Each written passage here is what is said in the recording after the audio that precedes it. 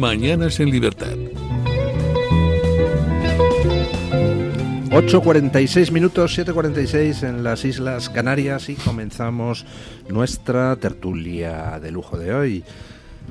Hoy, pues con doña María Jamardo. ¿Qué tal? Muy buenos días, don Luis. Pasados por agua. Pasados por agua, un 2 de mayo acuoso, sí. Y don Paco Santas, Hughes, ¿qué tal está usted? Buenos días, don Luis, encantado. Bueno, acabo de retuitear un mensaje, pues que paso a leerles.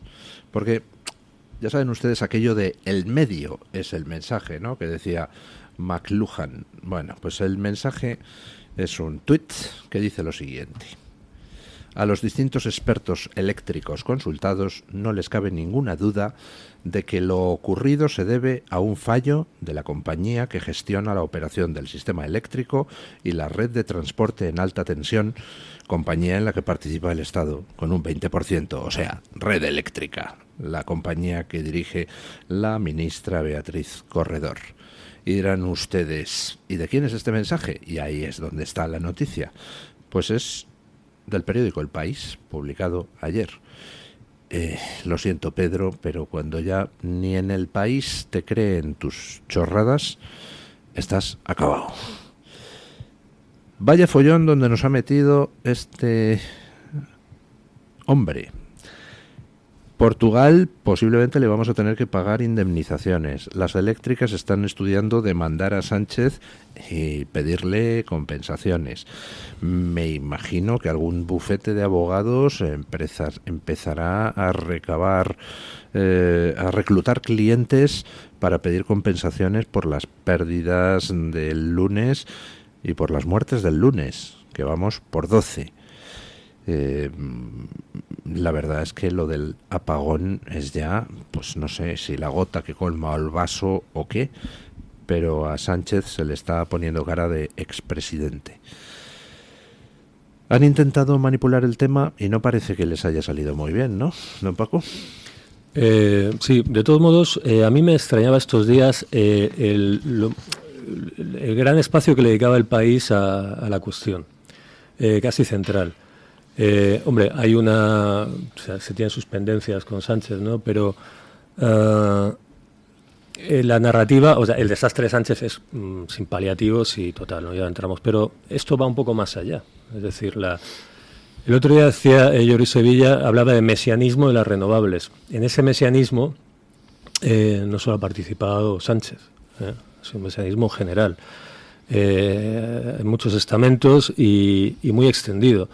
Entonces, bueno, sí, evidentemente aquí a la culpa o la tienen las causas exógenas, o sea, endógenas son el fascismo, el machismo, y luego está el cambio climático o Putin.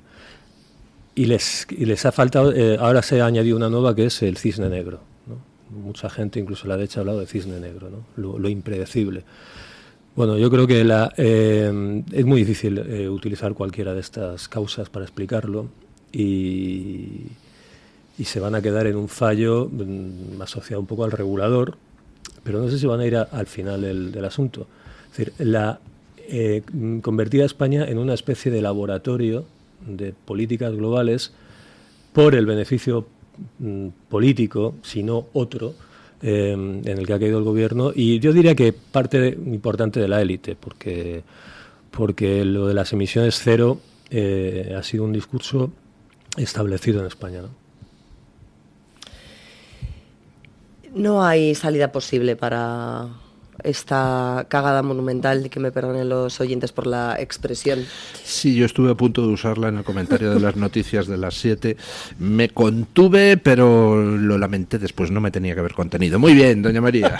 Cagada monumental. Bueno, no es algo que no estuviera advertido y por lo tanto que no fuera previsible. Yo creo que eso queda descartado desde el minuto 1. Entre otras cuestiones porque a las pocas horas de recuperar la electricidad eran muchos quienes recurrían a la hemeroteca, que en algunos casos envejece muy mal. Y en el caso del presidente del gobierno, en especial, de la señora Beatriz Corredor, máxima responsable de Red Eléctrica, exministra del gobierno de José Luis Rodríguez Zapatero y titular de esa empresa pública de facto, que es Red Eléctrica, y que tenía y tiene el monopolio y por lo tanto la responsabilidad única de garantizar la distribución y el suministro de energía por toda la extensión de nuestro territorio, pues era una hemeroteca difícil de digerir, porque se habían llenado la boca sin paliativos diciendo que lo del apagón era una cuestión, un bulo, que es algo que se le ha olvidado a mi querido contertulio, de la extrema derecha, que es otra de las posibles causas. El fascismo. ¿No? Los fascistas siempre tratando de buscar... De meter miedo y tal. Alarmismo donde no lo hay, y de atacar con cosas que son conspiranoicas porque son unos raros. Es decir, vivimos en un tercermundismo ya no energético, sino ideológico, que es el que provoca el tercermundismo en el resto de las cuestiones que padecemos los españoles. Un tercermundismo ideológico que nos condiciona en todas las decisiones de carácter político que tienen que ver con la gestión de recursos, que tienen que ver con los impuestos, que tienen que ver con el modelo energético, que tienen que ver con la política internacional, etc., etc., etc.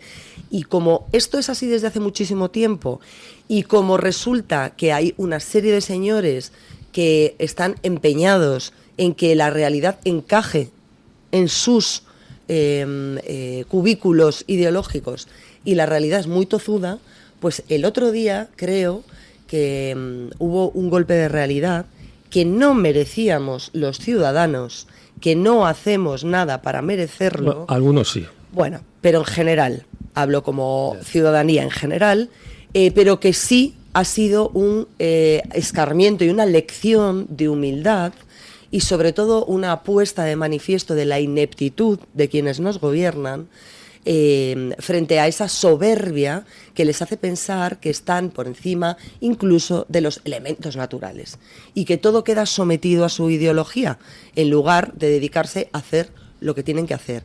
Porque hay una cosa, don Luis, más allá, y concluyo, del origen, de la causa que ha ocupado mucho tiempo de análisis después de lo que sucedió el pasado lunes, en la que hay efectivamente un consenso técnico por parte de los ingenieros, de los expertos, casi desde el minuto uno, en que era una cuestión que tenía que ver con el exceso de dependencia de las renovables, por exceso de producción o por defecto de producción, pero por inestabilidad de ese tipo de energías, y también de los medios de comunicación internacionales, ante los que somos el hazmerreír. Pero más allá de la causa, a mí me preocupa una segunda derivada que habría que repetir de manera sistemática. Y es que ante una circunstancia de esta naturaleza, de este calado y de esta magnitud, nadie tenía un plan B. Nadie tenía un plan B. Estábamos tirados, solos, sin comunicaciones, sin teléfonos, sin nada. Era imposible contactar ni siquiera por teléfono fijo. Y luego, si quiere, hablamos de qué ha pasado con el teléfono fijo y por qué los españoles estamos incomunicados y fallan lo digital de los teléfonos móviles. Una cosa, cuando hablamos de tercermundismo, sí, pero yo lo veo como un primer mundismo esto. O sea, quiero decir, unos días antes, The Economist, la Biblia del liberalismo global, elogiaba a la economía española por sus resultados económicos basados, el último año, basados en inmigración masiva, otra realidad incontestable, y en la energía barata y verde. Y yo leía a mucha gente celebrar cómo España estaba en la vanguardia. No en un retraso, en una vanguardia. Y yo me acuerdo de Moreno Bonilla hablando del 100% verde, 100% green. Entonces, verde que te quiero verde. Entonces, al final, sí, o sea, se da aquí una cosa muy... por un lado caemos en el tercermundismo, una cosa bananera, etcétera. Pero por otro lado, Pedro Sánchez y Teresa Rivera, que es la talibán de estas cuestiones, porque ha sido una persona que llamaba la atención, el mesianismo, la cosa casi providencial que tenía, la ceguera fanática con estas cuestiones, al final ha sido ascendida en Europa. Es decir, esto, por un lado, sí, los resultados son tercermundistas, pero esta gente ha sido una vanguardia política, ideológica, en el primer mundo, y yo creo que esta es la cuestión, es decir, estas políticas son... España no tiene por qué ser un laboratorio, igual que la inmigración. Somos, en términos netos y en proporción con el total de la población, después de Australia y Canadá, creo que el país occidental que más gente ha recibido. Tampoco, no sé por qué, y esta gente se han puesto en la cabeza de la carrera en un paradigma ideológico que es totalmente, para mí, que está en las instituciones globales. Y dicho esto me callo porque me interesa mucho lo de María con el teléfono, no, que yo no me lo explicaba. Un momento. Pues a mí también me interesa lo que dice doña María del teléfono fijo. Pausa publicitaria y ahora le devuelvo la palabra.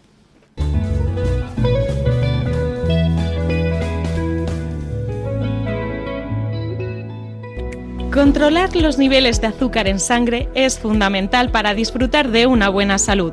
Con el innovador glucómetro sin pinchazo de Protege tu Vida, obtendrás en pocos segundos el resultado de la prueba que harás sin agujas, sin dolor y sin extraer sangre del dedo. Llama ahora e infórmate en el 900-730101. Consulta las condiciones especiales que tendrás por ser oyente de Radio Libertad. 900-730101. Búscanos como Radio Libertad en todas las plataformas y únete a nuestra comunidad. Escápate de Madrid. Ven al restaurante El Torreón en la cima del Monte del Pardo. Las mejores carnes y pescados desde 40 euros, vino incluido. Carne picaña brasileña y lomo de buey auténticos. Disfruta de su famosa paella con langosta y de grandes vinos y licores en sus amplísimos salones climatizados y terrazas. Cocina abierta de 11 de la mañana a 1 de la noche. Parque infantil, gran parking. Restaurante El Torreón. Naturaleza a 10 minutos de Madrid. Reservas en restauranteeltorreón.com. ¿Tu piel ha perdido firmeza? ¿Tus articulaciones están más rígidas? La fórmula de Aminopac contiene aminoácidos precursores del colágeno y vitamina C necesarios para la salud de tu piel, huesos y articulaciones. Dale a tu cuerpo lo que necesita para producir colágeno con Aminopac. Pídelo en tu herbolario o farmacia o visita ahora mederinutrición.com. Si una persona sale de un punto A por un camino difícil y otra sale de un punto B por un camino más cómodo, ¿se encontrarán? Acompañamos a personas en situación vulnerable desde la infancia hasta el final de su vida, porque nosotros no creemos en las coincidencias, creemos en las oportunidades. Fundación La Caixa. Solo es progreso si progresamos todos. Está harto de que le hagan esperar al teléfono, de que no le expliquen las ventajas de la contratación en sus seguros. Ahora puede contar con Incos. Le damos un trato personalizado y le ofrecemos un ahorro en sus seguros. Así que no espere más y llame a Incos al 91 032 69 47. Lleva Radio Libertad siempre contigo. Descarga nuestra aplicación para iOS o para Android y disfruta de todos nuestros contenidos donde quieras y cuando quieras. Noticias, entretenimiento y la mejor compañía en tu móvil o en tu tableta. Radio Libertad, más cerca de ti.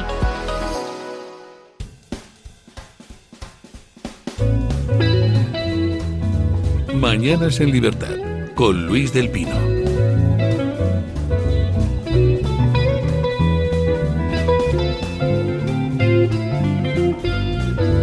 Nueve de la mañana, 8 de la mañana en Canarias. ¿Nos iba usted a decir algo sobre la telefonía fija, doña María? Pues mire, sí, don Luis, porque a mí me pilló el apagón trabajando en la redacción de mi periódico del Debate, pero cuando ya fuimos... Como encontraban las musas a Picasso, ¿no? Exacto, trabajando. Pero bueno, era una hora un poco, pues eso, hacia final de la mañana y demás, y entonces yo, en cuanto nos dimos cuenta un poco de la magnitud de lo que había, ya fuimos conscientes de que era una cuestión generalizada, de que eran muchos puntos de España, con lo cual ya parecía aquello que no tenía mucho que ver con algo puntual que afectase, ¿no?, a mi redacción.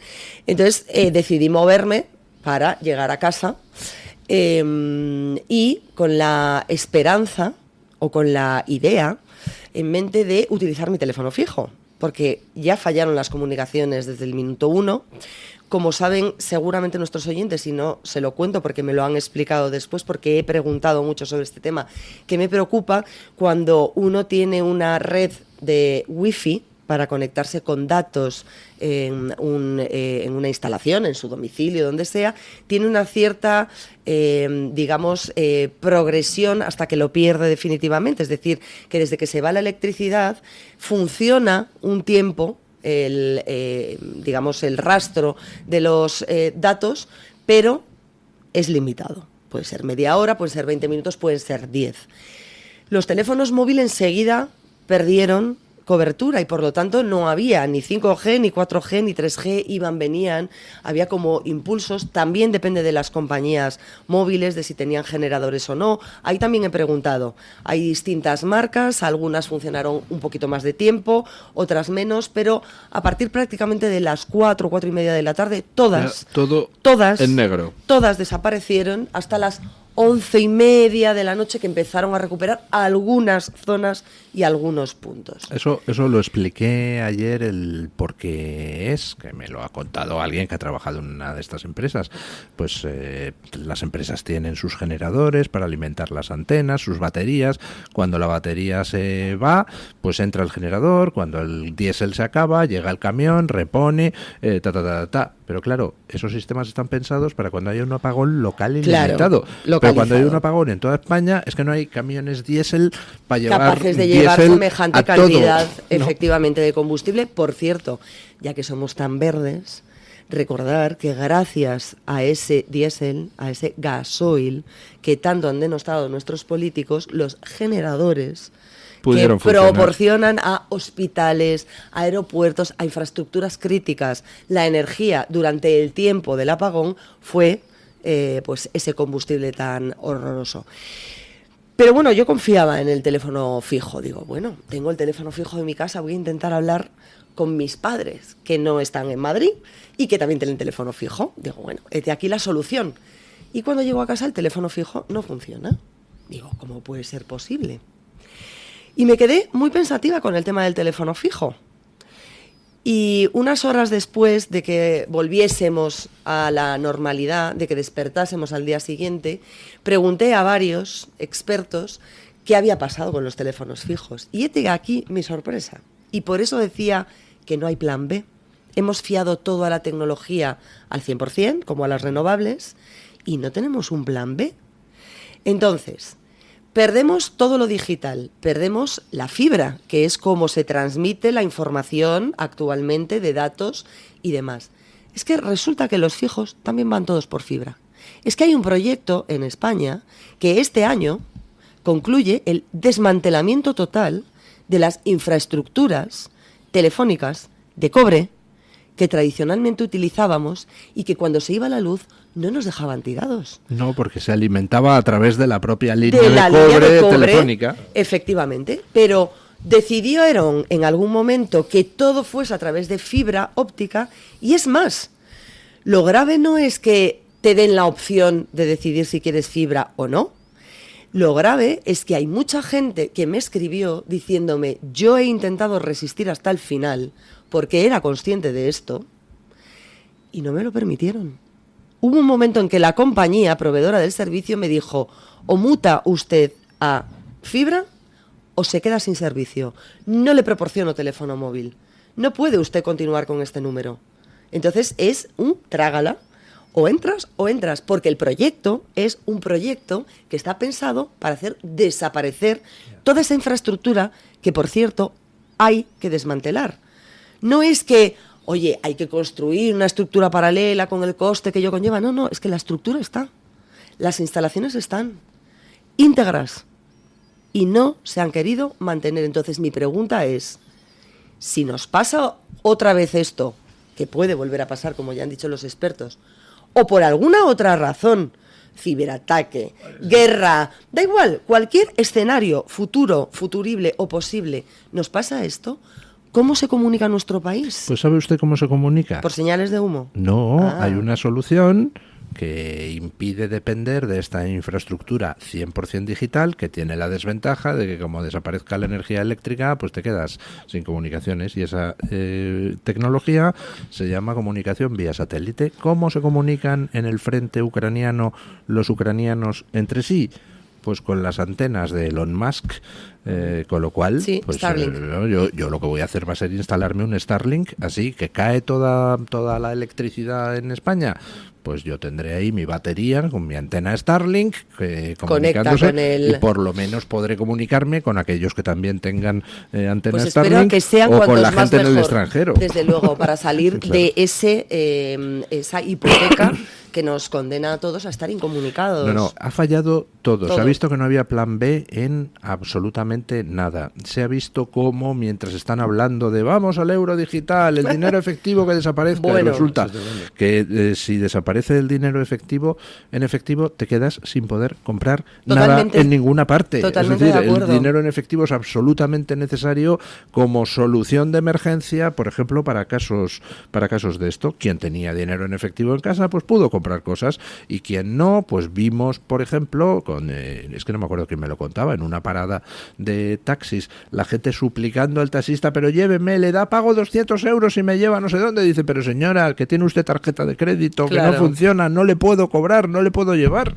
Entonces, yo me encantaría hacerlo, pero es que no puedo. Es así. O sea, ese tipo de... Luis, quiero decir que siendo Pedro Sánchez, bueno, es decir, realmente es un horror, Pedro Sánchez, pero es que esto ya va tan lejos. O sea, estamos en un discurso bélico, ¿no?, de las instituciones europeas, los políticos europeos. Si la guerra, vamos a la guerra, pero ¿cómo vamos a ir a la guerra? ¿Sí? Si cortan un cable y estamos completamente vendidos en una indefensión absoluta como país. Esto tiene un coste en vidas del que no se habla mucho. Usted habla, pero en muchos medios es que ni lo mencionan. Ha tenido un coste económico, un coste de imagen, pero la debilidad de un país inerme, un país que aquí podía venir cualquiera y hacer con nosotros lo que le diera la gana. En un tono un poco más jocoso, pero a mí yo miraba el móvil de vez en cuando y lo que me maravillaba, había algo de vida en el móvil todavía, era que había grupos de WhatsApp que funcionaban. Los grupos de WhatsApp es una cosa... yo creo que habrá un ataque nuclear y en el mundo posapocalíptico habrá el típico grupo de WhatsApp con el típico tío dando el coñazo, ¿no? No, pero hasta que cayeron también los servidores de WhatsApp, que fue a eso, de las 2:30, una cosa por el estilo. A partir de las 4 de la tarde hasta las 4:30, tenías algún pico, algún que podías recibir o enviar rezando porque llegase el mensaje, porque pero a partir de ahí y hasta las 11:30 de la noche. Otra cosa que puso de manifiesto lo del apagón, los sistemas de emergencia, porque con la DANA, que si salió el aviso SMS más tarde o más pronto, y cuando salieron los avisos SMS durante el lunes, pues en ningún momento, porque no funcionaban los teléfonos, con lo cual, ¿cómo avisas a la población de dónde tiene que ir, de cómo puede encontrar agua, de si tiene que refugiarse en algún lugar? Quiero decir, claro, o sea, de cuándo se va a restaurar el servicio. Estás a ciegas. No hay manera de avisar si caen las comunicaciones.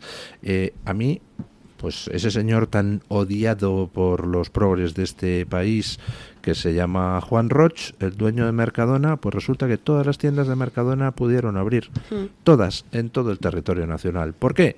Porque resulta que todas tenían un generador diésel para, en caso de que se vaya la luz, pues no decir, ay, pues ya no podemos operar. No, aquí seguimos operando. Y estuvieron operando todas las tiendas de Mercadona. Bueno, pues esa previsión no debería ser también en organismos oficiales. Leí un titular que me maravilló.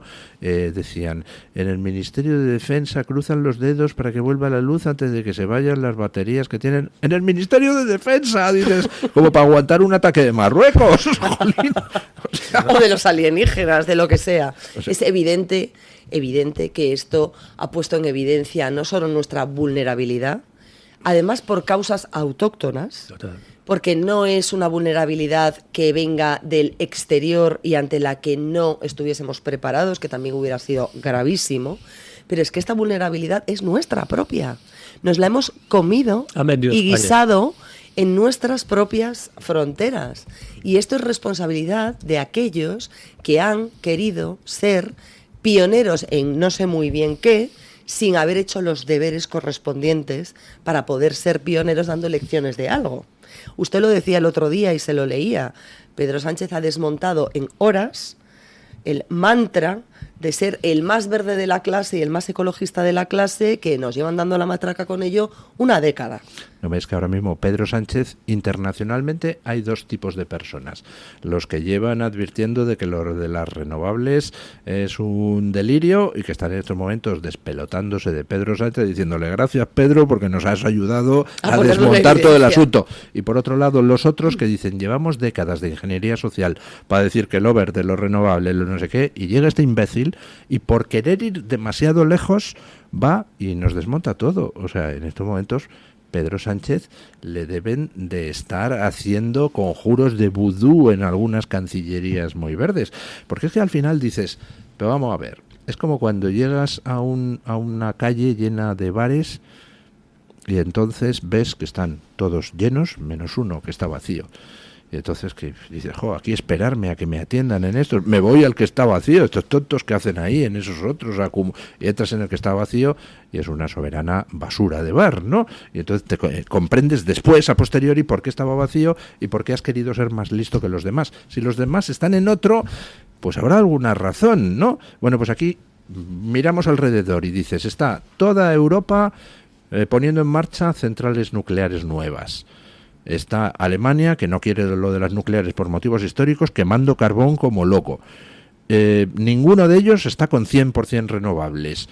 Y entonces llega Pedro Sánchez y dice, ¡qué tontos!, ¿no? Yo soy el listo, yo 100% renovables. Pero Luis, yo Pedro Sánchez, que a veces parece que yo como si lo defendiera, pero es que Pedro Sánchez, pero es que aquí han llevado el 2030 en la solapa todos, desde lo más alto. Y al final, el país, que ahora puede que ponga la picota a Pedro Sánchez. Bueno, pero ¿quién ha vendido la ideología esta absurda y ha llevado al extremo a los ciudadanos y a los partidos políticos que tenían un discurso razonable? Que nos han echado a España. O sea, pero esta perdóneme, lo voy a decir, auténtica gentuza, ahora que no se refugie en Pedro Sánchez, en los desmanes de un tío que está súper amortizado, porque está más que amortizado. Entonces, ahora él se va a ir ahí con agua caliente, pero está amortizado. Entonces, aquí hay una ideología, eso, los experimentos con gaseosa, y hemos sido los de la gaseosa. ¿Por qué? Porque nos la venden. Y hay gente que se llevará comisión por la gaseosa. Entonces, han vendido el país no solamente a intereses extranjeros, sino a todo tipo de ideologías, o ellos han querido apuntar tantos. ¿Quién ha sido uno de los primeros en lanzar el bulo de lo de que era un ciberataque? Moreno Bonilla.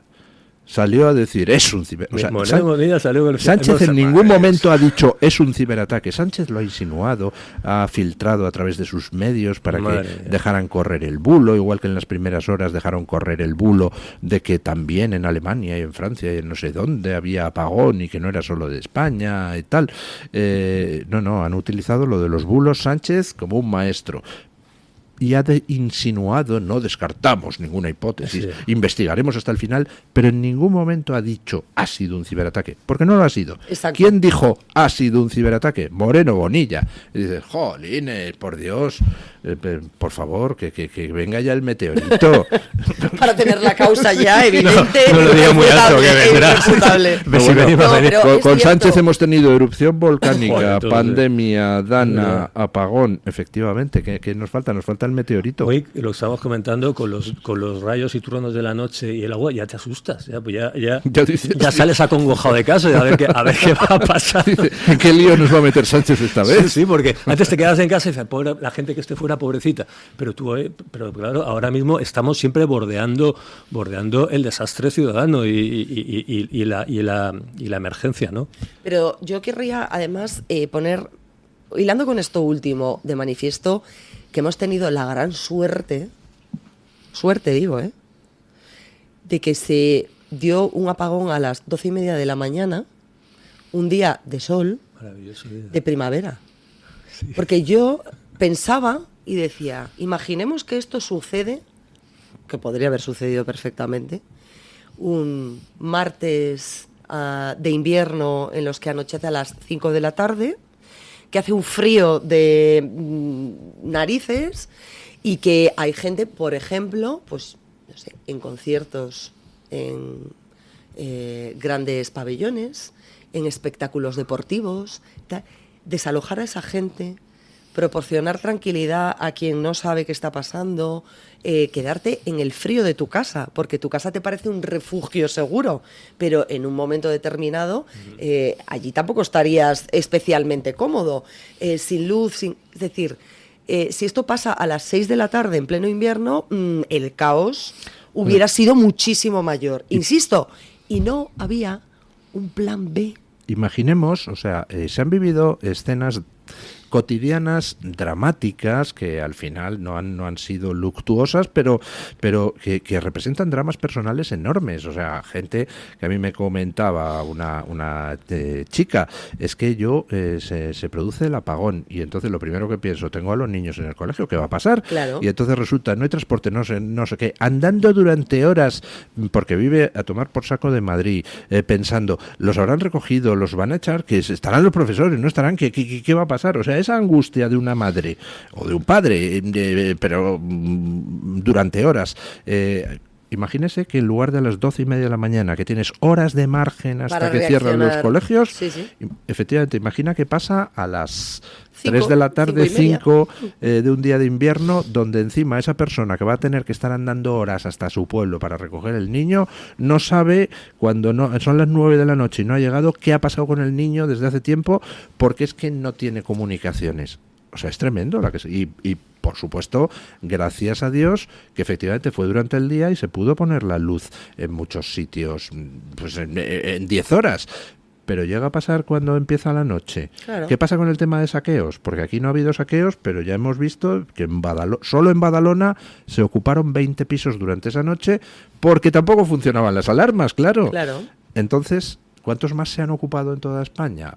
Seguro que no ha habido saqueos, yo tengo mis dudas. Pero en aquellos sitios. Además me encanta que aquellos que tienen la obligación de tener esto previsto, porque es su obligación tener esto previsto, que lógicamente nos han dejado a nuestra suerte, que ahora apelen a el civismo de los españoles, o sea, yo no sé si tomármelo como un cumplido o como un insulto. Porque no sé si piensan que somos borregos dispuestos a tragar con todo. A ver, sí, la respuesta es sí. Claro, pero es que el problema es que esto, insisto, pasó a esta hora, en estas circunstancias. Pero si la cosa se hubiera prorrogado más, o si la cosa hubiera sido en otros momentos del año, o en invierno, ola de calor u ola de frío. Pero ¿sí? sobre todo en la oscuridad, o sea, sin luz tan evidente como teníamos, natural, que se prolongó casi hasta las 10 de la noche, afortunadamente, yo no sé hasta qué punto el aguante es controlable. Y creo que la gente, cuando tiene necesidades básicas, reacciona de manera básica, lógicamente también. Cuando te falta agua, cuando te falta comida, cuando no estás con tus hijos y tienes ese miedo de protección, cuando todo este tipo de cuestiones, ojo con los experimentos de ingeniería social, porque tampoco son unos experimentos controlables. Y solo por añadir, porque has hablado de los muertos, que me parece una cosa gravísima, porque ha habido personas que han perdido la vida porque no podían alimentar sus respiradores, que me parece una forma tan cruel de que te asfixien hasta quedarte sin aire, y la sensación que tiene que ser eso. Que haya, voy a usar una palabra que se pueda utilizar en este horario, cretinos, desde los medios de comunicación, que apelan al romanticismo absurdo, de qué bien está recuperar de vez en cuando el aislamiento y la soledad. Mirad, os podéis ir a tomar viento y a la cueva eólico, a ¿no? hacer de ascetas cuando os dé la realísima gana. Sí, nadie os Cuando obliga. queráis, podéis poneros 25 mascarillas, iros al medio del monte a experimentar la soledad y a vivir como eremitas. Pero a mí, no me impongáis que tenga que vivir aislada, incomunicada y con la angustia vital que eso supone, cuando ha pasado lo que ha pasado, cuando hay gente que se ha muerto por no poder respirar y cuando además ha sido una situación en la que muchos de los que vosotros aplaudís como grandes gestores fueron unos competentes ineptos. La gente, ante situaciones de carestía o de riesgo, yo creo que reaccionaríamos con instintos básicos, pero aplicados al prójimo. Es decir, tú si vas a comprar algo porque te faltaba agua o lo que fuera, tú veas la gente que saca los codos. En cuanto, hombre, lógico. En el Mercadona parecían los carritos las cuadrigas de Ben-Hur, ¿no? Es que era tremendo, ¿no? Somos así, es normal, ¿no? Y si están por los hijos de por medio, los abuelos, pues, a ver, uno defiende lo suyo. Entonces, sí, podría haber tortas, asesinatos por unos quicos en un chino, pero entre nosotros. De cara al poder, pues tenemos los españoles una docilidad muy grande y una indefensión muy grande y una incapacidad como no aprendida, no hemos aprendido a protestar, y todas esas formas cívicas de pasar el rato que se han emitido en los medios de comunicación pues son profundamente incívicas. Pues son gente que no le... Yo siempre me acuerdo cuando el golpe catalán, 2017, que yo tenía esos días que caminar mucho por Madrid y yo veía las terrazas llenas de gente con la cañita, ¿no? Aquí enseguida, a la mínima que pasa, a la cañita, a la terracita. Pero bueno, eso es muy español. Bueno, está muy bien español, que sea pero, así, ¿no? pero muy español, sí. Yo también soy español y me tomo una cerveza cuando haga falta, pero yo veía a esta gente, le suda un pie todo. Y entonces, si el país está como está, que no sabemos, en ese momento nos decían que si Putin, que si un ciberataque, que si... A ver si... la gente le da todo igual. Y esa especie de pasotismo tintado de hedonismo, a mí me parece que es profundamente incívico, porque había gente que pasándolo muy mal y tienes que hacerte a la idea y tienes que mostrar algún tipo de solidaridad. Entonces a mí me horripila esta españolidad oficial que nos venden de todo el mundo bailando el cumbayá y haciendo la conga, que yo creo que eso español no es, eso son mamarrachadas. Pero bueno, yo también me puede también el extremismo. Sí, a mí lo de los bailes pues tampoco es que me haga mucha gracia, pero también porque yo soy un torpe bailando, entonces comprendo que hay gente a la que le gusta bailar. A ver, no tengo nada en contra de que bailen, pero este tono yo, si alguien se pone a entonar a capela alguna canción, pues yo me presto a desafinar junto con él, pero... Sí, circunstancialmente sí, pero bueno, yo creo que, hombre, hay que pedir un poquito más. O sea, yo la categoría de cívico lo haría un poco más caro de llegar a ello, ¿no? Decir, oye, cuando muestras una preocupación por los demás, activa, el estar tocando las palmas ante cualquier catástrofe, pues no me parece a mí que sea cívico, me parece que es pues eso, que somos unos borregos hedonistas y que cualquier cosa la convertimos en tardeo. También, yo el primero, y también, una buena parte, unos sectarios. Total. Porque aquí esto no va de garantíceme mi calidad de vida, que para eso le pago con mis impuestos. Y está usted gestionando para que yo pueda vivir bien y estar tranquilo ante ciertas circunstancias que no dependen de la capacidad de gestión que yo tenga en mi día a día. No, es que aquí hay gente que traga con todo dependiendo de a quién le pase la catástrofe. Total, sí. Y eso es otra de las cuestiones que ya son viejas conocidas, pero que se vuelve a reeditar una vez tras otra, y que haya gente todavía que en redes sociales lo que le preocupa, o en opiniones de tertulias, lo que le preocupa sea decir qué bien, qué guapo es nuestro presidente del gobierno y cómo lo gestionaste todo. Estamos en tus manos, Pedro. De verdad, por favor, un poquito de espíritu crítico. Bueno, yo creo que... están cada vez más acorralados y a la defensiva. O sea, hemos visto desde el lunes cómo lo han intentado todo. Intentaron con los bulos. No, es un apagón que afecta a media Europa.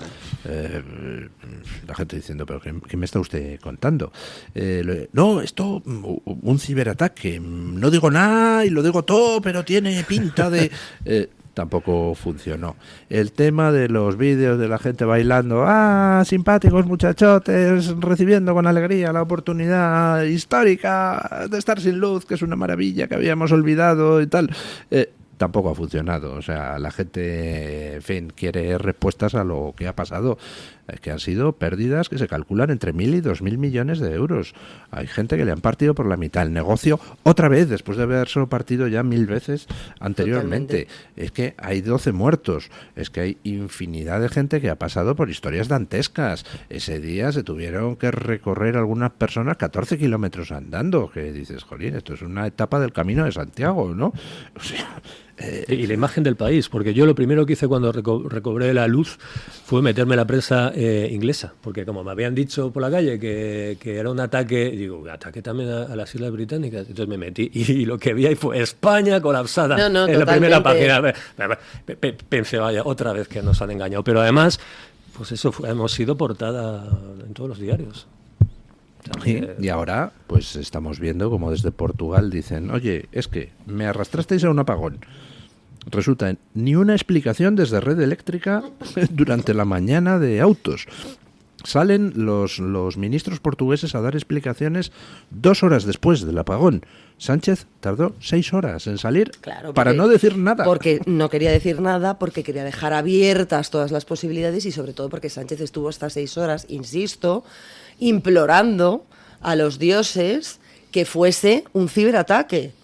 Él quería con todas sus fuerzas que fuese un ciberataque.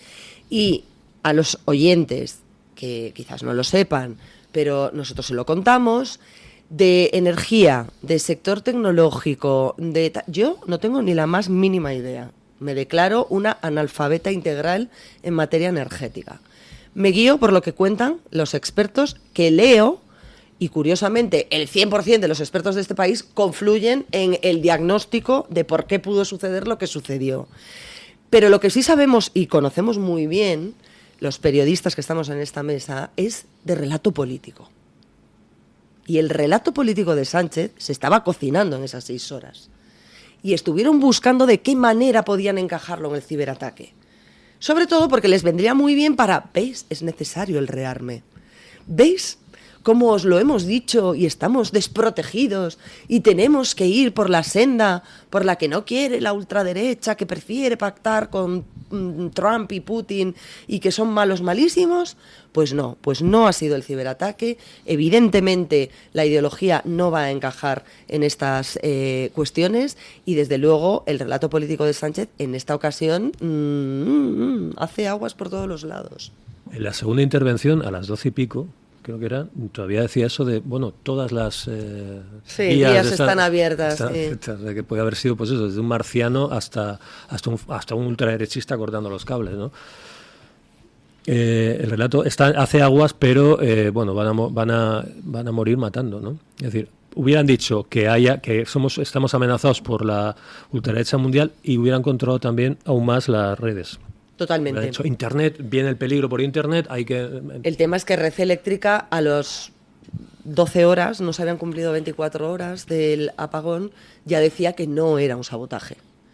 Y lo que me fascina, que es otra cosa que también es digna de estudio, es no tenemos ni idea de qué ha pasado, pero se está solucionando, van a tener ustedes luz inmediatamente y no se preocupen que no va a volver a pasar. Pero sí, a ver, no sabemos qué ha pasado, ¿cómo no va a volver a pasar? Pregunto, digo, que igual es una pregunta muy absurda, pero si me estás diciendo por absurda, una parte... no sé, pero facha un rato. Fachísima. Pero no puede ser que me estés diciendo... No se preocupen, no sabemos las causas concretas, se están investigando, llegaremos hasta el final. Por cierto, depuraremos responsabilidades. ¿De quién? Si aquí no ha dimitido nadie. Si la señora Corredor tardó 24 horas en comparecer, retuiteando todo el rato a Pedro Sánchez en lo que decía desde la cuenta oficial del gobierno sobre el asunto del apagón, y cuando se sienta dice, no va a dimitir nadie porque en esta casa se ha trabajado muy bien. Hombre, no sé, a 564.000 al año yo también trabajaría muy bien, ¿eh? Sí. Y me resistiría a dimitir. ¿Verdad? Sí. Es curioso. Pausa publicitaria y le doy la palabra. Vale.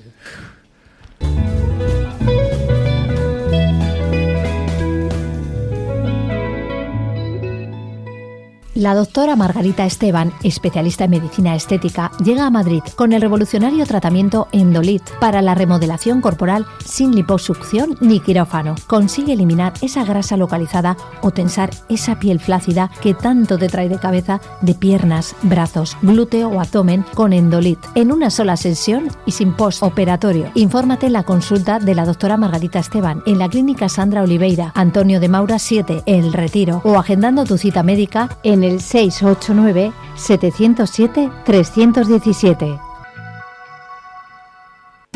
Presentamos Navarretinto, probablemente la mejor explotación de cerdos ibéricos de España, situada en la dehesa extremeña.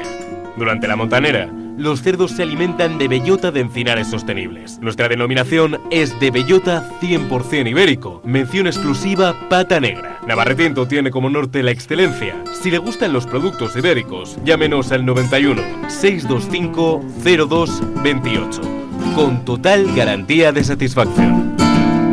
El DHA omega 3 es clave en el funcionamiento normal del cerebro, la visión y el corazón. Si te preocupa el deterioro asociado a la edad, debes tomar DHA. El DHA de Mederi Nutrición tiene certificación IFOS, máximo estándar de pureza y calidad. Busca DHA Pure NPD1 o visita ahora mederinutrición.com. Luis del Pino, Alba Vila, Javier Horcajo y José Javier Esparza son Radio Libertad.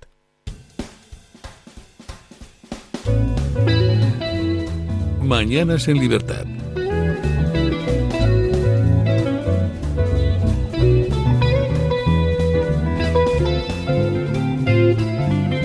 Comentábamos, bueno, le había quitado la palabra a don Paco. Sí, bueno, no era gran cosa. Claro, aquí ha habido no solamente la crisis en sí, el estropicio, sino la gestión de la información durante la crisis, que han ocultado información, han difundido bulos.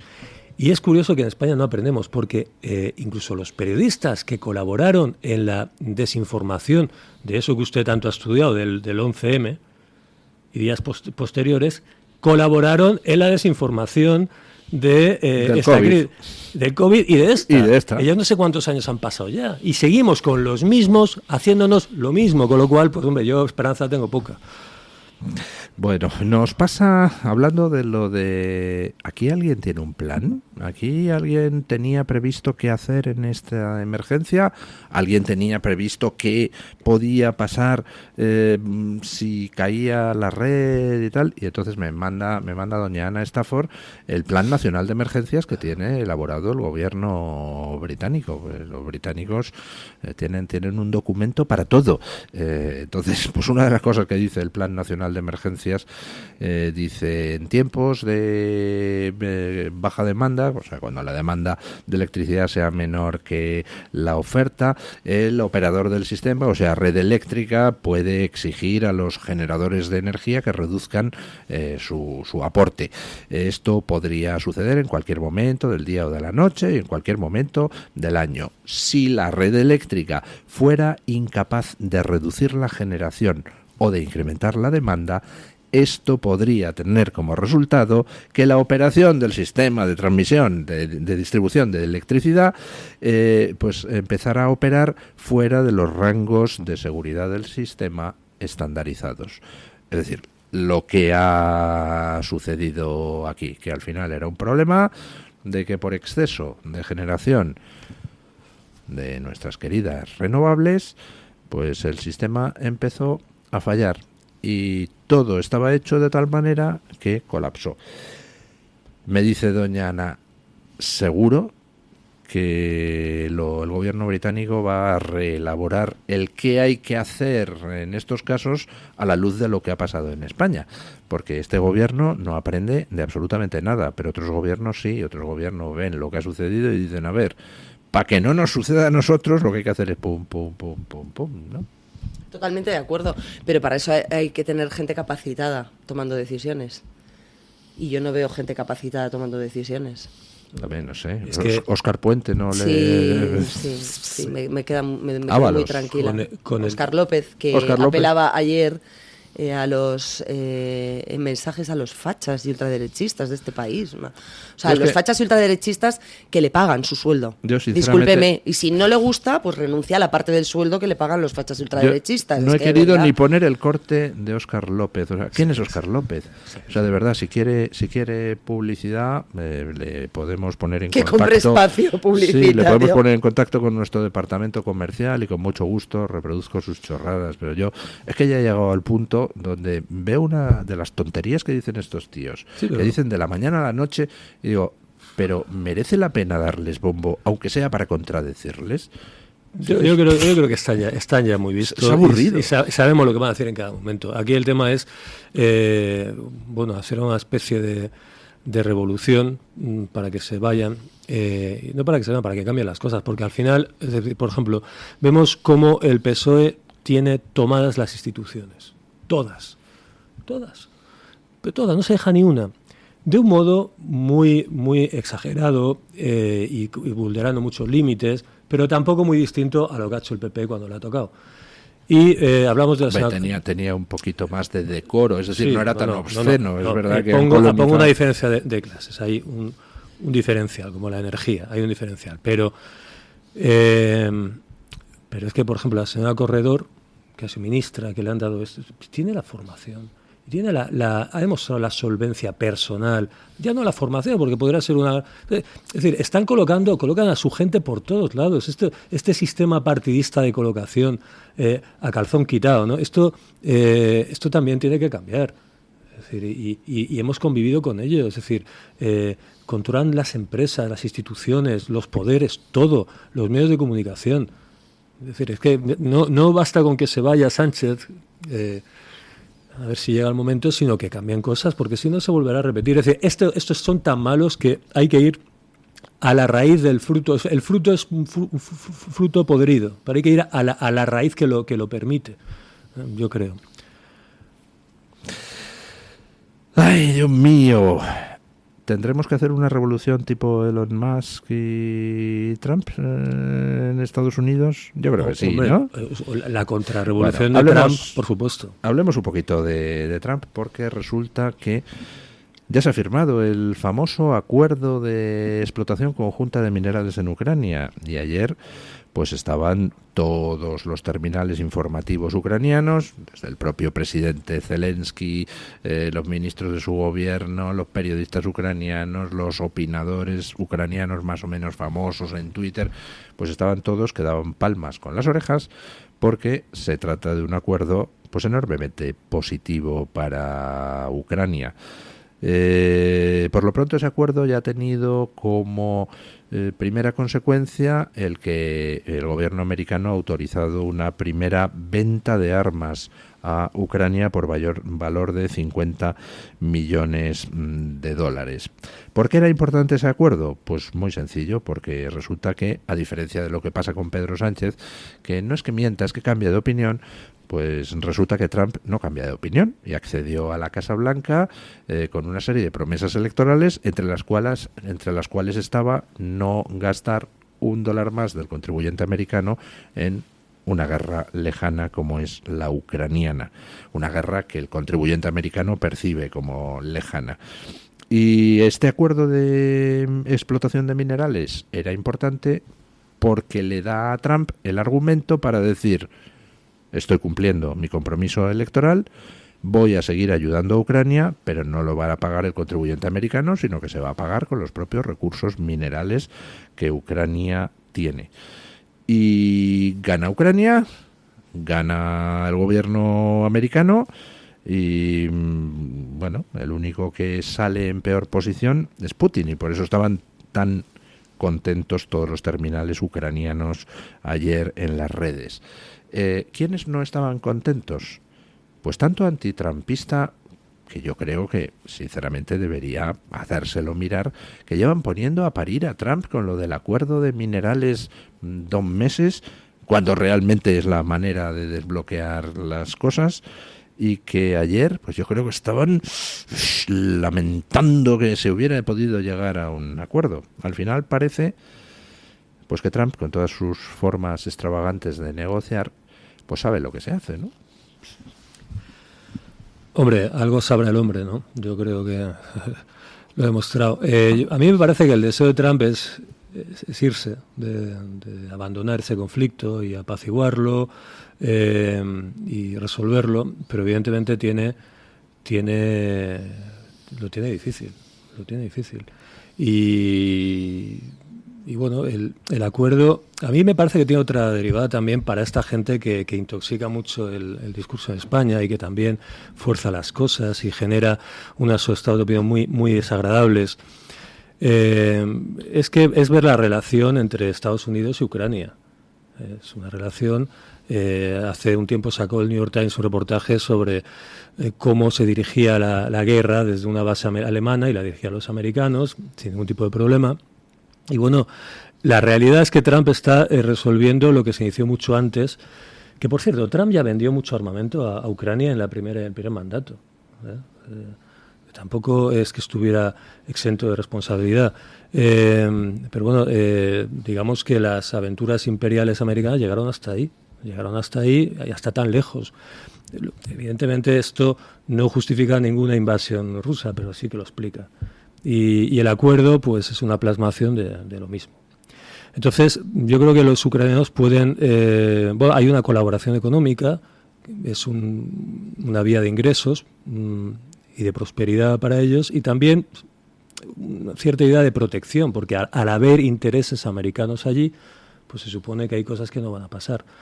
Entonces puede ser una forma también intermedia de, sin llegar a esas a la pertenencia en la OTAN, decir, bueno, hay aquí intereses americanos, con lo cual, bueno, tenemos una cierta garantía de protección, ¿no? Creo yo.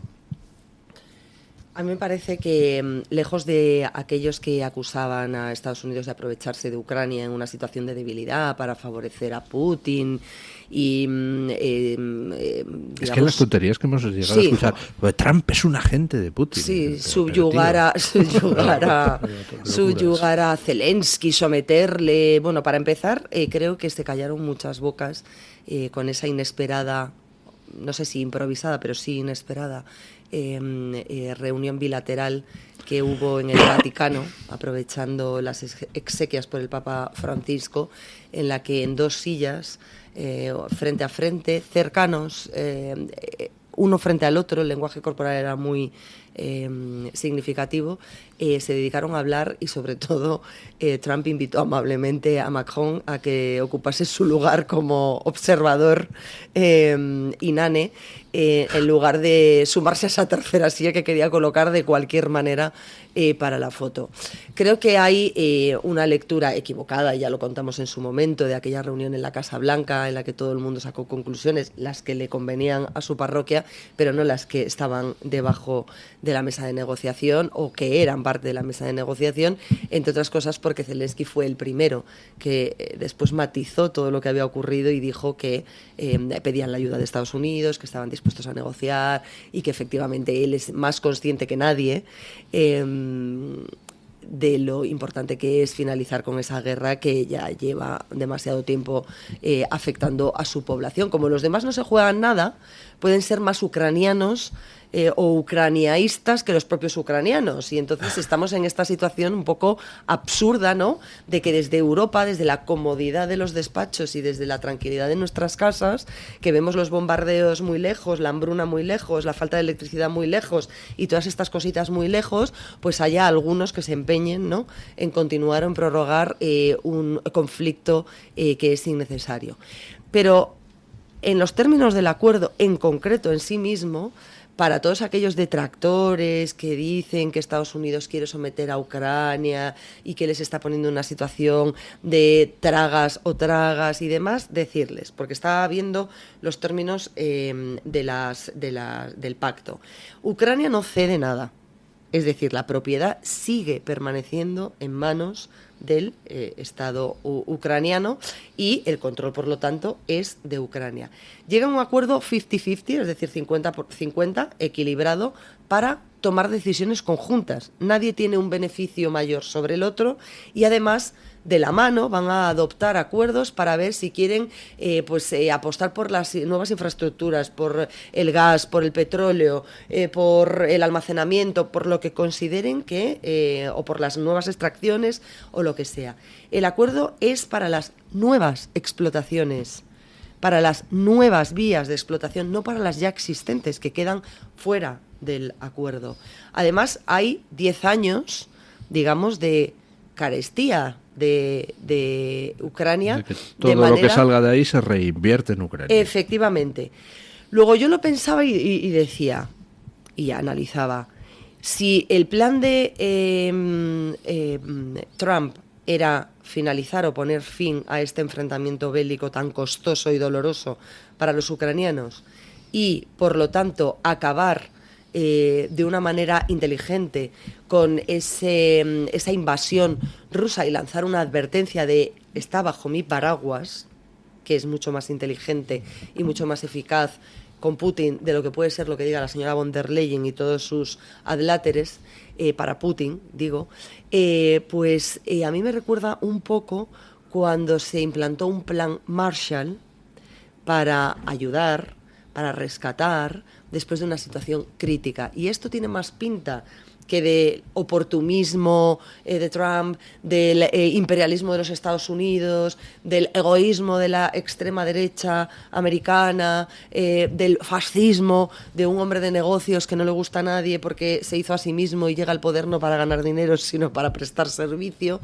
que desde luego les deshace bastante el relato de que esto tiene pinta de que efectivamente está pensado para ayudar a Ucrania, para financiar a Ucrania, para reflotar a Ucrania y para ayudarle en la reconstrucción después de, que es en lo que yo creo que ya está pensando Trump y lo que no les encaja a aquellos que quieren seguir con la historia del victimismo y del enemigo de Putin sin día, sin fecha, sin horario, sin calendario, porque a ellos no les toca en sus propias carnes. Y Trump está demostrando pues que es un hombre de negocios.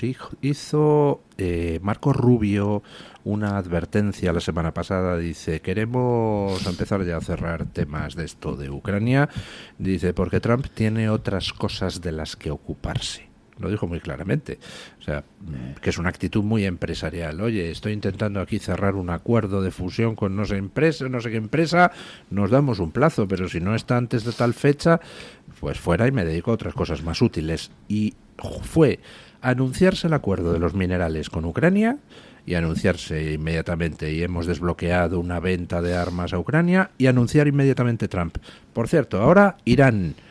Todo aquel que compre hidrocarburos de Irán sufrirá sanciones de Estados Unidos. Es decir, ya considera encarrilado el asunto ucraniano y se dedica a otra cosa, a la que debía de tener ganas de ponerse ya, que es el asunto iraní, ¿no? Sí, bueno, a mí me da la impresión de que el interés, el principal interés de Trump es como pivotar hacia Asia. Pero tiene dos escollos. Los expertos explican que uno es Ucrania y otro es Oriente Medio. Y de Ucrania yo creo que se iría, pero rapidito, pero le va a costar. Y de Oriente Medio pues no quiere el conflicto final, no quiere guerra con Irán. No lo quiere, entonces esto sí que está siendo the art of the deal, o sea, está... y yo creo que es maravillosa la situación en la que está en varios frentes, y nunca mejor dicho, intentando algo muy complicado. Porque paralelamente pues ha establecido esas negociaciones arancelarias que se plantearon como una cosa global, pero eso están destinadas a algunas economías fundamentalmente, y una guerra interna institucional muy fuerte. Entonces, pero claro, todo junto a la vez es muy complicado. Tocarle las narices a China, cargarte a la izquierda americana, acabar con el globalismo institucional, Putin por un lado, el enjambre de Oriente Medio. Entonces va contemporizando, y a mí me parece, yo lo veo todos los días como diciendo, este hombre será capaz. Me parece que es yo la cosa más difícil que he visto políticamente, y entonces va dando, él tiene sus gestiones se apoyan a algunos hombres, pero otros no son tanto hombres suyos, son hombres en los que confía, pero que tienen una tradición más, pues eso, hablamos de neocon. Entonces, digamos que no está tan solo como estaba en la primera, en 2016, pero tampoco tiene un dominio total de la situación él mismo, ¿no? Entonces yo, bueno, pues no lo sé lo que hará. Yo creo que está, pues eso, negociando y contemporizando y sacando muchas cosas a la vez, a veces con torpeza, o de otras formas, a veces de forma magistral, pero estamos ante un cambio. Yo creo que ya cambió el mundo con lo que paradigma. ha hecho. Total. Sí. A mí me maravilla el cómo ha cambiado las formas, y yo creo que para bien. O sea, ahora mismo, si han leído ustedes pues cualquier novela de García Márquez, pues por ejemplo, 100 años de soledad, la imagen esa del despacho del tirano, donde todo es un caos, donde la gente entra, sale, le pide favores, él da órdenes, y aquello, y parece que solo falta la cabra y el tío de la trompeta ahí subidos a una silla, ¿no? Y el despacho oval es un poco, desde que ha llegado Trump, un poco eso. O sea, está continuamente lleno de periodistas, gente que entra, gente que sale, Trump firmando mientras responde, gente que entra con un niño, el Elon Musk con 2 gorras y tal.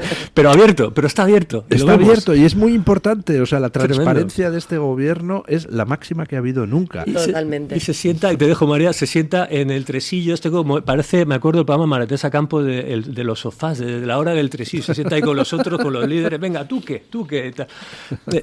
Es un cambio novedoso, pero también eso de apertura, con sus errores y tal, pero lo vemos. Bueno, antes hacían otras cosas en el despacho oval, sí. Que no eran demasiado éticas.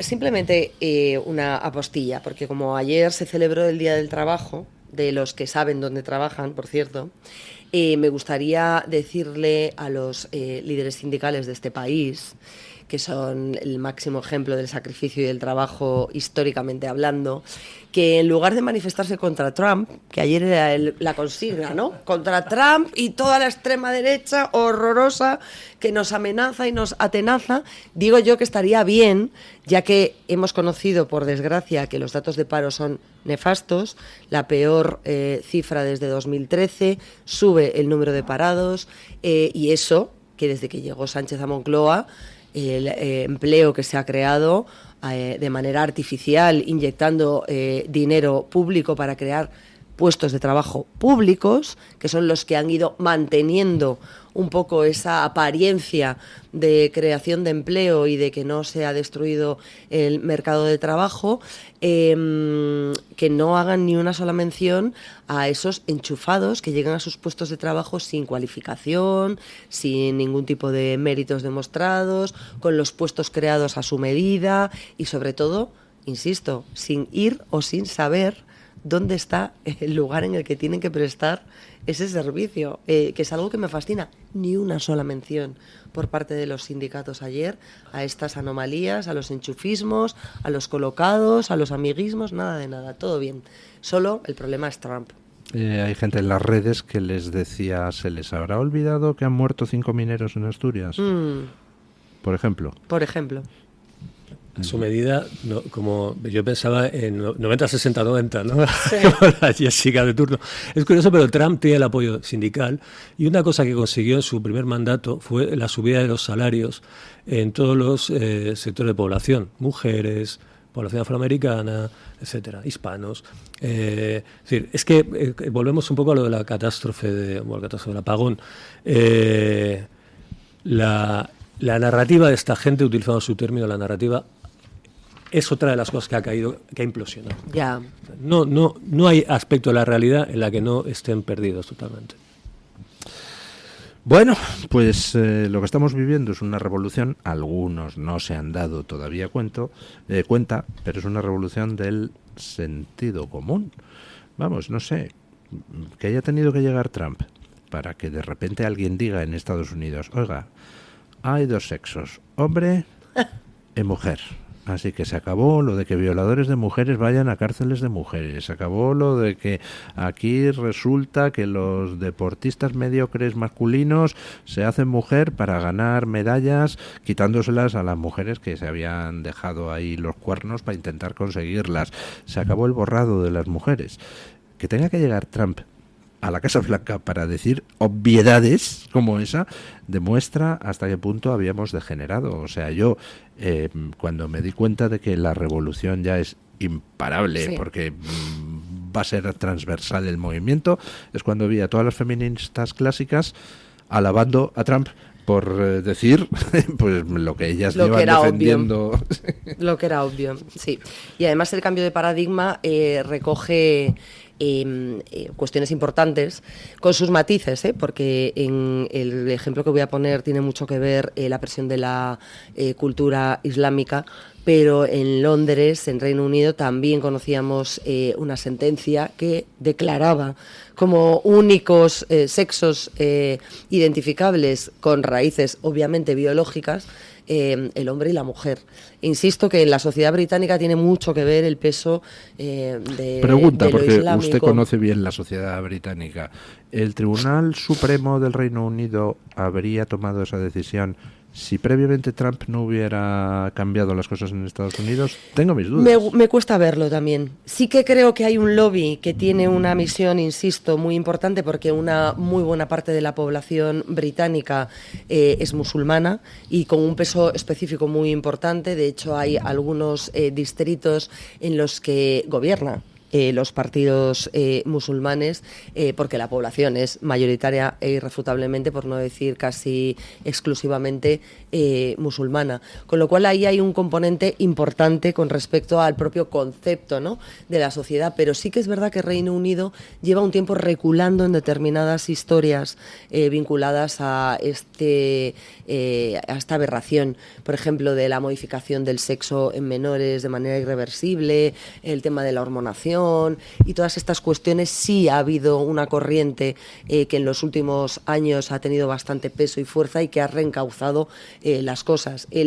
La pata jurídica, digamos, ese amparo de la Corte Suprema británica es, digamos, el resultado final de un trabajo de fondo importante, pero qué duda cabe de que efectivamente el hecho de que en Estados Unidos haya alguien dispuesto a decirlo alto y claro, sin complejos, y a declarar además por decreto, que es una cosa ya loquísima, que nos demuestra una vez más ese tercermundismo ideológico que gobierna y niega la evidencia de la ciencia para que encaje en sus cuestiones políticas o en sus intereses políticos. Última hora que nos llega precisamente desde el Reino Unido. Gran noche electoral para el partido Reform UK, que es el partido soberanista de allí, el que dirige Nigel Farage, lo que era antiguamente el partido del Brexit, que han ganado en las elecciones para cubrir una vacante para el Parlamento británico, que era un diputado laborista que falleció y bueno, pues ha habido que elegir vacante, y Reform UK, el partido de Nigel Farage, le ha quitado el diputado por 6 votos. El Partido Conservador se hunde en las elecciones. Había también elecciones municipales en varios sitios del Reino Unido y el Partido Reform UK acaba de conseguir su primera gran alcaldía en Reino Unido tras ganar la mayoría en la circunscripción del Gran Lincolnshire. Desastre para los conservadores, los laboristas pierden también terreno y Reform UK pues sale enormemente reforzado de estas elecciones y por tanto encaminado para ganar las siguientes legislativas, pues muy posiblemente con una mayoría aplastante, porque ya saben ustedes que allí, al ser distritos uninominales, ganas por no demasiado y te llevas todos los diputados, ¿no? Bueno, doña Carmen Carbonell. Don Luis, hoy veníamos con una pregunta trampa. ¿Sí? Una pregunta trampa, estas cosas que pasan este 2 de mayo para que la gente no se despiste, aun siendo festivo en la Comunidad de Madrid. Decíamos que hoy es el aniversario del levantamiento contra los franceses en 1808 y la pregunta era trampa porque quería ver, don Luis del Pino, qué tal andaban nuestros oyentes de historia. Concretamente, la cuestión, ¿quién organizó el levantamiento del 2 de mayo de 1808? Y dábamos 4 opciones. La primera, el pueblo espontáneamente. La segunda, los curas. La tercera, Fernando VII. Y la cuarta, no lo sé. Bueno, hay un 13% de los encuestados que se ha leído el libro de don Luis del Pino, Yo el difamado. ¿Por qué? Porque Fernando VII era la opción que don Luis del Pino le hubiera gustado escuchar como mayoritaria. Sí, veo que hay mucha... ¿Cuánta gente ha dicho que fue el pueblo espontáneamente? El 80%. No, el 80% de los que han respondido a la encuesta no se han leído mi libro. Bueno, lo que pasa es que el 80% sí que tiene mucha estima al pueblo español. ¿Acaso no era pueblo también Fernando VII? Era uno más del pueblo español. Así que, en fin, vamos a jugar con ese comodín. Hay un 3% que dice los curas y hay un 4% que dicen no lo sabe. Hay alumnos aventajados, es el caso de Ana Stafford, que dice página 509 del libro de don Luis del Pino. O sea, imagínense ustedes a qué nivel vamos. Hay quien dice, por ejemplo, en las publicaciones de YouTube, Celtíbero, que dice que en su libro don Luis del Pino cuenta que fue el entorno de Fernando VII o el mismísimo Fernando VII el que estaba detrás de este levantamiento. Jesús Ruiz, en esas publicaciones de YouTube, dice que es un asunto últimamente discutido entre el pueblo, el deseado y su entorno, y a los curas Napoleón les caía como una patada en los dídimos. Me encanta esa expresión. Dídimos. ¿No? Patada en los dídimos. La palabra dídimos. Me encanta, es maravillosa.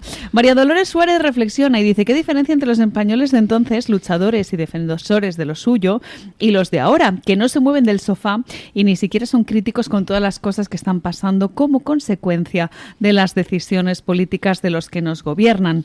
En Twitter, Chispigordi dice que este pueblo español no existe, ese pueblo español que se levantó en el 2 de mayo de 1808. Padecimos después una abducción masiva y nos cambiaron por esquimales. Imagínense ustedes, tan mal está la cosa, según Chispigordi en Twitter. David Pérez dice que oficialmente fue el pueblo, pero por lo que sabe, algunos alcaldes iniciaron los levantamientos y por lo general, tras esos levantamientos espontáneos, suele haber cierta élite nadando y guardando la ropa. Y termino con un comentario del chat de YouTube de Estela Roquetas, que dice que la pena es que no hay ningún Daoiz ni Velarde ni político que nos levante y solo nos queda el recurso del pataleo como cobardes. Bueno, yo creo que aquí en España hay buenos políticos, simplemente pues las cosas no son exactamente iguales a como eran en el 2 de mayo, vamos, no tenemos las bayonetas de Napoleón en la Puerta al Sol, pero bueno, si le dejamos tiempo a Sánchez, pues yo creo que todo se andará y Ursula von der Leyen con un escuadrón de coraceros es capaz de masacrar a los españoles en la Gran Vía, pero de momento no estamos en esa misma situación. En fin, bueno, pues ahora colgaré en Twitter pues un par de breves artículos simplemente para desmontar mitos, para ese 80% de personas que dicen que fue el pueblo español el que se levantó espontáneamente. No, el alzamiento del 2 de mayo, para empezar, no fue espontáneo. La gente que participó en el 2 de mayo empezó a llegar el 1 de mayo a la capital, a Madrid, y está acreditado. O sea que era un alzamiento preparado. ¿Y quién lo preparó? Pues quien lo preparó fue la gente de Fernando VII, y quien nos lo dice son Napoleón en 4 cartas. Lo dice, tengo las pruebas de que fueron la gente de Fernando VII los que organizaron el 2 de mayo.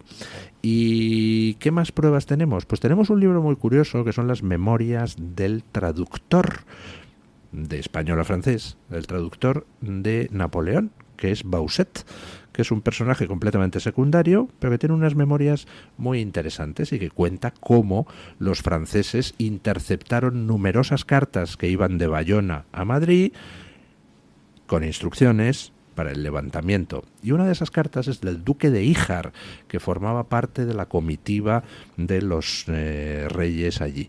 El duque de Híjar le escribe a su mujer, que estaba en Madrid. Le escribe el 27 de abril, 5 días antes del 2 de mayo. Sal con toda la familia de allí a toda velocidad. Dice, porque se aproxima una catástrofe. Bueno, en fin. El 2 de mayo, de cada 20 muertos el 2 de mayo, uno era servidor directo de la Casa Real de Fernando VII. Servidores llegados pues desde el Escorial, desde Aranjuez, desde la granja de San Ildefonso a Madrid, para participar en el levantamiento al día siguiente. No fue espontáneo, ni fue el pueblo español, que fue muy heroico, muy glorioso, sí, pero no fue espontáneo, lo organizó Fernando VII. Pero como Fernando VII es el malo oficial, pues eso hay que decir que es que fue el heroico pueblo madrileño simplemente porque sí. Bueno, pues no. Bueno, muchas gracias, doña Carmen. Gracias, don Paco. Gracias, doña María. A usted, don Luis. Ponemos punto final a la tertulia con don Paco Linares, que nos quiere decir que con o sin acritud siempre la pifian. Buenos días, don Paco.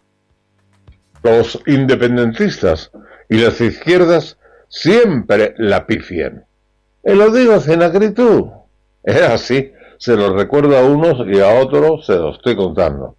Era la frase que soltaba Felipe González antes de lanzar una andanada o al terminar de criticar a la oposición. Comenzaba más o menos así, diciendo, y lo digo sin acritud. Buenos días, don Luis del Pino, gracias. Las cabras siempre tiran al monte y los socialistas al expolio. Entre el 22 de octubre y el 6 de noviembre de 1936 se llevaron 510 toneladas de oro bruto a la Unión Soviética. ¿Quién mandaba? El presidente de la República, Largo Caballero, y el ministro de Hacienda era Negrín. Socialistas. Y sigo contando sin acritud.